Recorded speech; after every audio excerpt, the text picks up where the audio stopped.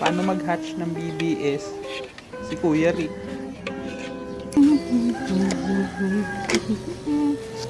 Una, nililinisan natin yung hatchery. Ayan. Kukuskusin natin. Tatanggalin natin yung mga dumi sa naunang pag-hatch.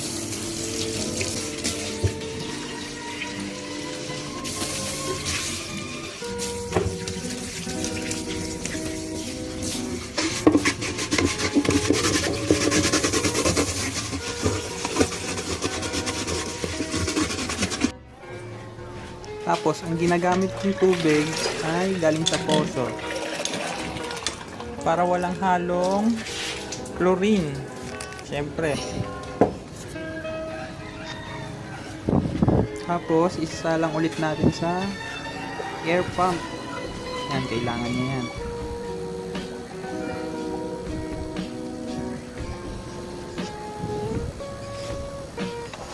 Yan, ang gusto nga pala ng mga BBS ay medyo malakas ang pump. Yan, mga ganyan malakas. Okay na yan. Tapos syempre, yung ating brine shrimp egg. Yan. Guys, ganito lang karami tinitimpla ko dyan. Yan.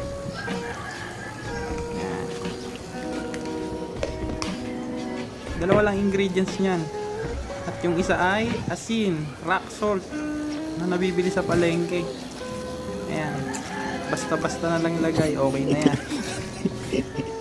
Pagsapit ng kinabukasan, eto na siya ngayon.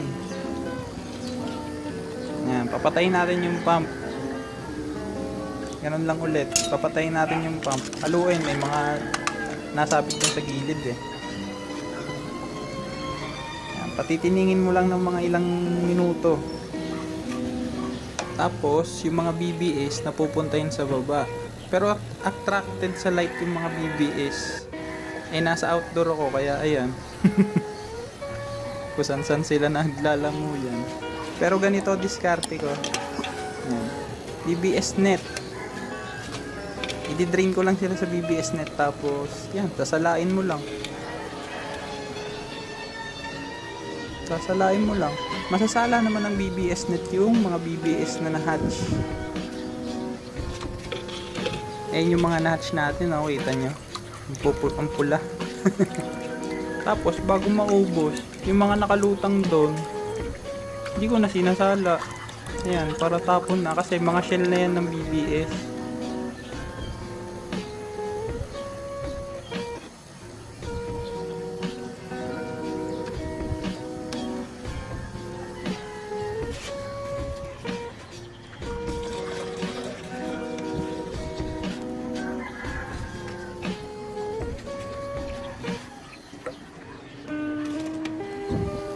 Tapos bago ko pala siya ipakain, binubuhusan ko ng konting tubig para mabanlawan yung ating na-hatch na BBS. Tapos, ayun, ilagay sa malinis na tubig. Tapos ready na siya ipakain. Yan o, ang dami nating na-hatch o. Magtuwa na naman ang mga guppies.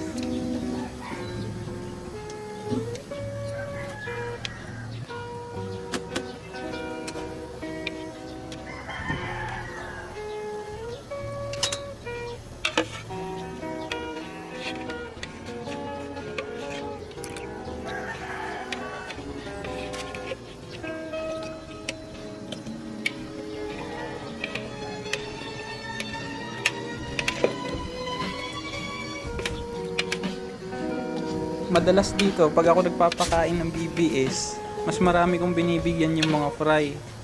Kasi sila yung binubus ko para lumaki ng mabilis at malulusog.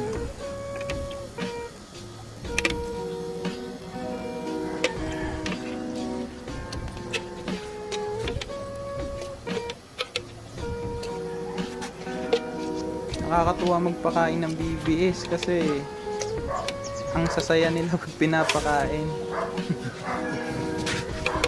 Tuwang-tuwa sila pag live foods ang pinapakain.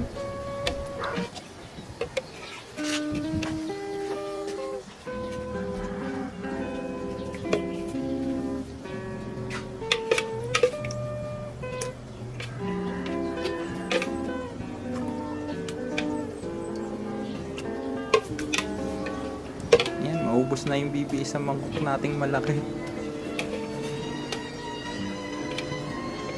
Yan. Ganyang kalikse ang mga healthy gapi.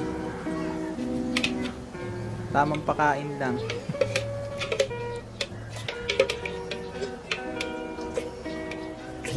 Siyempre, pinapakain ko rin yung mga molly. Kahit ang lilit ng BBS, matutuwa pa rin yan kahit di sila ganong mabubusog. Tapos sa natirang konti, follow up ulit doon sa mga fry. Siyempre, gigil na gigil palakihin ka agad. Ayan. Tapos wala na. Konting lazy Susan. Inyo na yung tira dyan. Okay na, salamat.